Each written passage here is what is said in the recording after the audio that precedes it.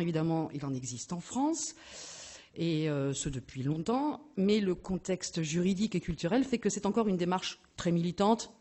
À noter tout de même qu'1 milliard d'euros de crédit immobilier sur 270 y ont été consacrés l'an dernier, donc ce n'est pas rien. En France, ce que l'on observe, c'est que les coopératives d'habitants se développent, où le contexte politique local est favorable. Gala Bridier, bonsoir. Bonsoir Annabelle, bonsoir à tous et toutes. Alors vous êtes élue municipale écologiste, adjointe à la maire de Paris, déléguée à l'habitat participatif, et je me suis même laissé dire que c'est vous-même qui avez demandé cette délégation. Ça veut dire que vous n'êtes donc plus à convaincre sur le sujet. Mais vous avez également la responsabilité des seniors et donc celle de la question transgénérationnelle, très présente, vous verrez, dans les coopératives. Et vous présidez, mais je suis sûre que j'en oublie, l'ADIL, l'Agence départementale pour l'information sur le logement. Alors le phénomène des coopératives d'habitat est encore quand même timide à Paris, c'est pas Genève malheureusement. Il faut quand même le dire, non ? Oui, je crois que c'est clair et je suis absolument pas là pour dire le contraire. Je reconnais dans la salle d'ailleurs plusieurs visages de personnes impliquées dans les trop peu nombreux projets d'habitat participatif qui balbutient encore à Paris, puisqu'effectivement, voilà, c'est une idée, c'est vrai que les écologistes portent depuis très longtemps dans cette nouvelle façon de faire la ville qu'apportent les coopératives d'habitants, mais pas seulement, aussi les projets d'autopromotion par exemple, et idée qui peine encore à Paris à faire son chemin.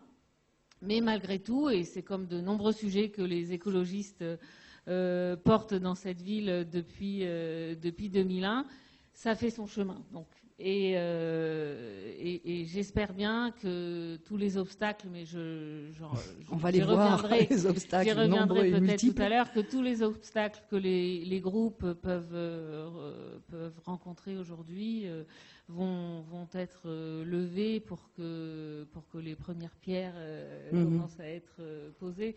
En tout cas, nous faisons tout pour que ça voie le jour. Mais très concrètement, aujourd'hui, c'est 3 parcelles qui sont concernées par des projets d'habitat participatif à Paris. Parcelles qui avaient été dégagées dans le cadre d'un appel à projet en 2014.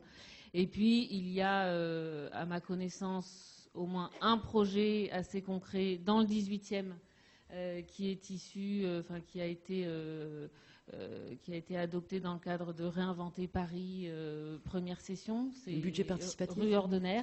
Non, pas dans le cadre du budget participatif, dans le cadre du projet Réinventer Paris, qui était un projet qui, au départ, a été dégagé sur 21 ou 22 parcelles. Et là aussi, bon, la ville de Paris avait voulu essayer de faire un peu différemment dans la façon d'attribuer les parcelles aux promoteurs. Et donc, sur cette parcelle-là du 183 Ordener, c'est un projet d'habitat participatif qui a été lauréat.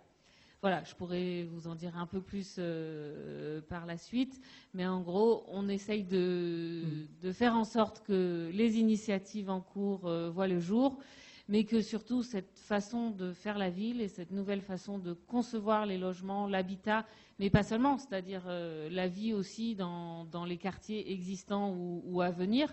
L'arrondissement du 18e est concerné par cela, puisque c'est un des derniers arrondissements où il y a encore de grands espaces à aménager. Nous estimons, les écologistes, qu'effectivement, c'est par ce nouveau type d'habitat qu'on fera une ville un peu plus accueillante, un peu plus bienveillante, un peu plus adaptée aux usages auxquels nous aspirons tous. Voilà. Merci. Brièvement. Voilà, mais c'est vrai qu'il faut dire la vérité, il y en a moins que les doigts d'une main aujourd'hui, les coopératives d'habitation à Paris. Oui, évidemment. Après, on y reviendra sur les obstacles et les freins. Après, les choses peuvent s'expliquer. Alors, bien sûr, il faut d'abord une volonté politique qui n'est pas complètement là encore aujourd'hui. Comme je vous dis, on y travaille.